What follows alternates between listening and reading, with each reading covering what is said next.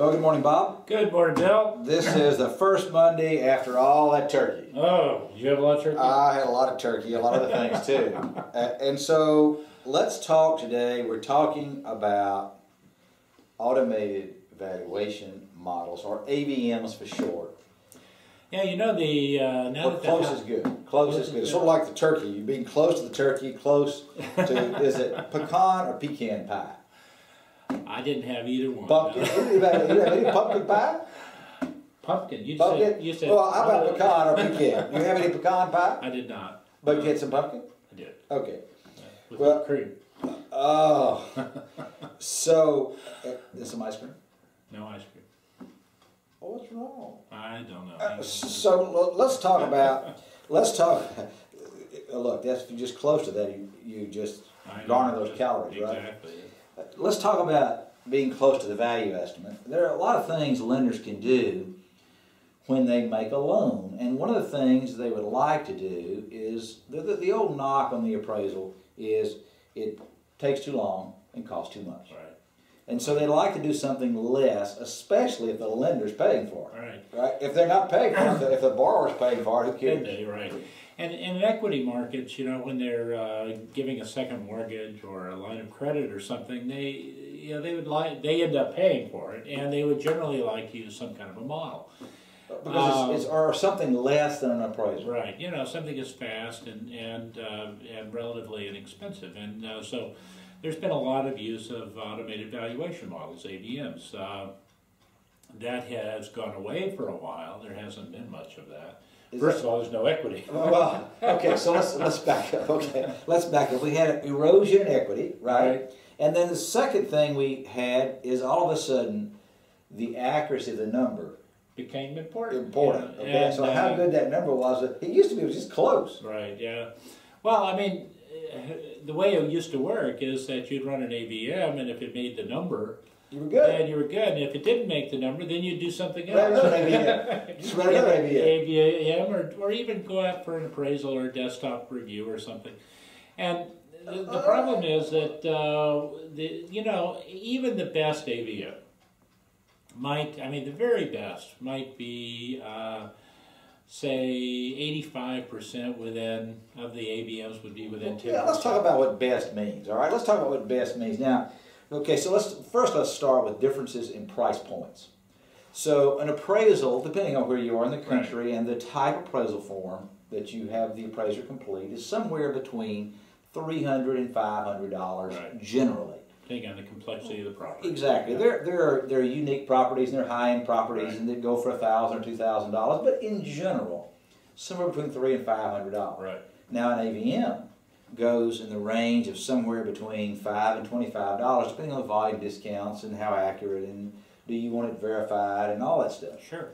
And so there's a huge range and and speed too. You get the AVM in a matter of a few minutes, and appraisal can take weeks. Right. So there's a lot of incentive to use those, but even the most accurate appraisal. Let's say that you had an appraisal model that in the particular area you're concerned with came back with a value that was within 10%, 90% of the time. 10% of what? The true value. Oh, but how do we measure the true value? That's this mystical value that's out there somewhere. The regulators they've gone sort of hot and cold on this issue in the context of what is the standard. Is it the sales price? Or is it the appraised value as exhibited by value in the appraisal? Right. And people go back and forth. In general, the regulators come down on sales price, but that excludes all of the refinances. Exactly. And it's really odd. I mean, it's a really difficult problem because we have some lenders who are using the appraised values to test their AVMs to see how they're doing. You have to have some benchmark. Right. And we have some other lenders who are using AVMs to see how accurate the appraisals are. Well, that seems backwards. Yeah. I mean, candidly, that seems backwards. It's true, but that's what they're doing, and so, the trouble That's like is eating dessert first. I mean, it is like eating dessert first, right? It's backwards. Well, some people like dessert. I don't like dessert first, and hey, look, that pumpkin pie, if it had ice cream on it, would be spectacular. But it's sort of like doing things backwards. It's like looking in the rearview mirror to drive. Yeah, I mean that's the big problem is that no one really knows what is the true value of a property, and you could argue that the sales price is the accurate measure of the true value, but obviously it's not. I mean a dedicated seller, someone who's willing to hold out for a price, is obviously going to get a higher price than someone who's willing to, that needs to get rid of that house. It almost sounds like you're confessing that this concept of equilibrium in economics is really non-existent. It almost sounds like it. No, there is no concept of equilibrium like that on a unique property, because essentially for a unique property, and every house in the U.S. is unique. Okay. Okay, so we're going to qualify. Exactly. Okay. It's essentially whatever the buyer and seller are willing to trade for. Then that would imply that an AVM would never really capture all of the uniqueness of that property. It would maybe capture market averages. Right. I mean, that's the problem, because that's what they do. And let's say that you really did know the true value, and you really did have an AVM that could come in within 10%, 90%. If you did know that, you'd be a finance person as opposed to a economist. Yeah. You could be a magician is what you'd be. And the problem is that even then, and this is a perfect world, you're wrong more than 10% of the time. And in fact, when we see the models, a lot of the true models are running in they're within 10% of the sales price, maybe 80% of the time, or 75% of the time. And they're wrong by more than 25 or 30% of the time, 5% of the time. So what we're saying for our listeners out there, to sort of put this in plain English, if you will, is I was speaking plain. I thought it was plain I English. thought it was economist ease.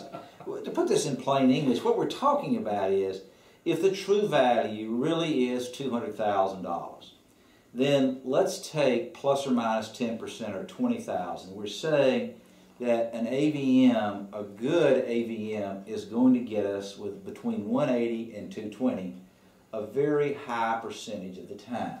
Right. So plus or minus 10% in that example. And so what would that number be? What percentage would a good AVM, what percentage of the time would we be plus or minus 10% for a good one?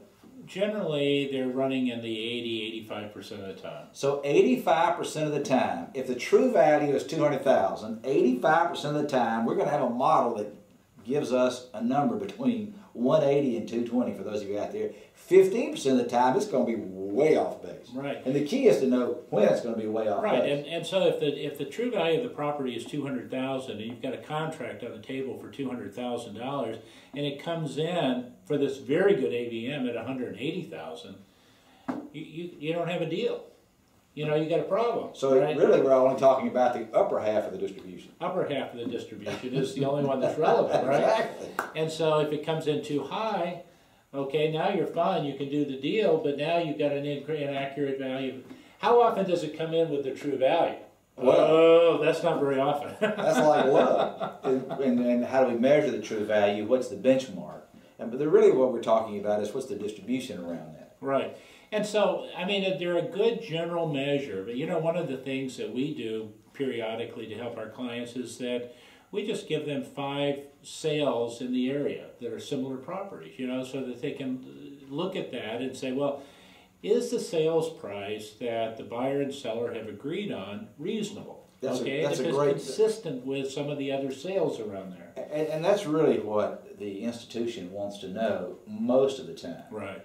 They want to know, is it reasonable? And when they're putting it on their balance sheet, what they want to know is, in addition to, is the number today reasonable? What's that market doing?